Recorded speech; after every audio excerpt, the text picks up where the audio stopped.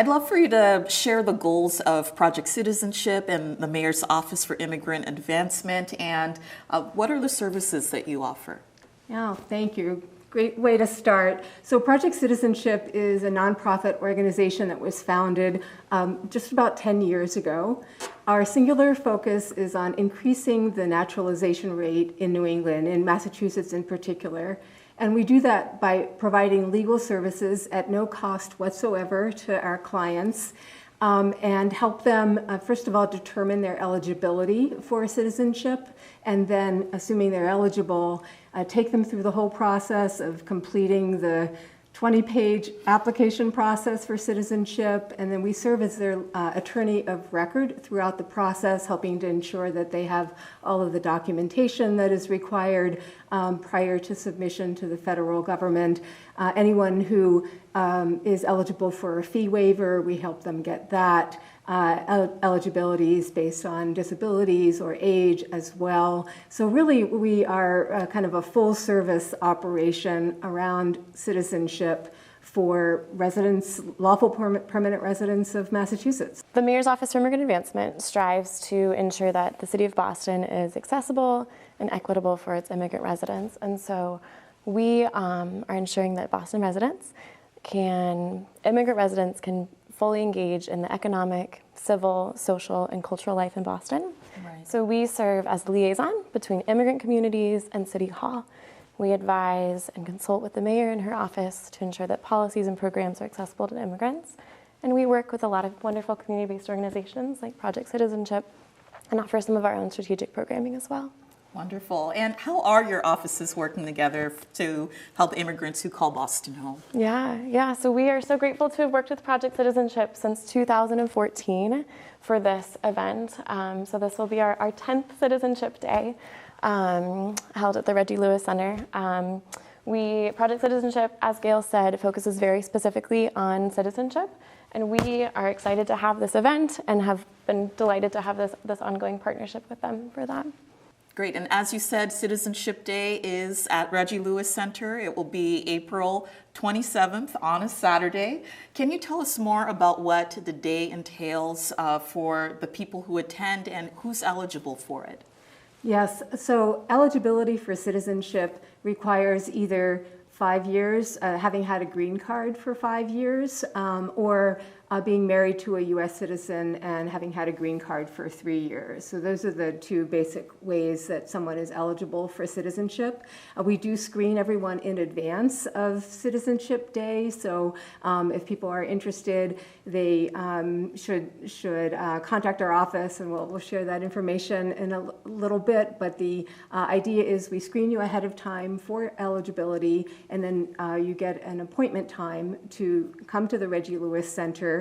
And I would suggest people plan to be there for a number of hours because the process is quite thorough that we undertake. We want to make sure that we get everything that we need on that one day so that it minimizes the follow-up that's required for our clients. So upon arrival, people register, they'll get a folder with their name on it that's been pre-prepared, and then they will sit with a volunteer to complete the 20-page application for citizenship. And after that, they will take that material that's just been prepared to another volunteer who's an attorney who will go through it all again to make sure that everything that we have is there, or everything that we need is there, that all of the necessary documentation is there as well. And then there's a third process which we fondly refer to as checkout, when we kind of, again, make sure that we have everything that we need. If someone is eligible for a fee waiver, the fee is actually going up April 1st. It will be $760 by the time April 27th come to apply for citizenship. That's not a fee that goes to us, it's to the federal government. But many people who are on public benefits are eligible for fee waivers, so we help people fill out that form as well. And then by the time people leave the Reggie Lewis Center at the end of the day, we'll have everything that we need to actually be able to submit their application to the federal government. The processing time now for an application is around 6 months. So, assuming someone comes to Boston Citizenship Day and we are able to collect everything that we need on that day, we'll be able to submit their application, in early May. And it's possible, this speaks to your, question about, well, why should I bother? What are the benefits? But it's possible that they might be able to vote in the November election if we have everything that we need on that day. So you were talking earlier about some of the benefits. You mentioned the right to vote for people who become citizens. What are some of the other benefits to becoming a citizen? Yeah, there are many benefits to citizenship. So the right to vote is one of them, but you are free and safe from deportation when you become a U.S. citizen as opposed to being a lawful permanent resident. You can apply for more jobs with the federal government. You can run for office. You can benefit from scholarships and benefits that non-U.S. citizens are not able to get. There's increased opportunities for family reunification. So there are many, many benefits to applying for U.S. citizenship.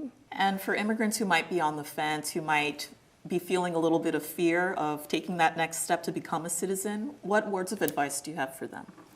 I think I would encourage people, if you are a green card holder and if you're not sure if you're eligible, if you're not sure if you want to apply for citizenship, to reach out to an organization like Project Citizenship who can provide that service at no cost to help you through the process, to assess your eligibility, to give you guidance, and to help with the entire process from submitting an application until the final oath of allegiance. So I would encourage people to reach out and to seek more information.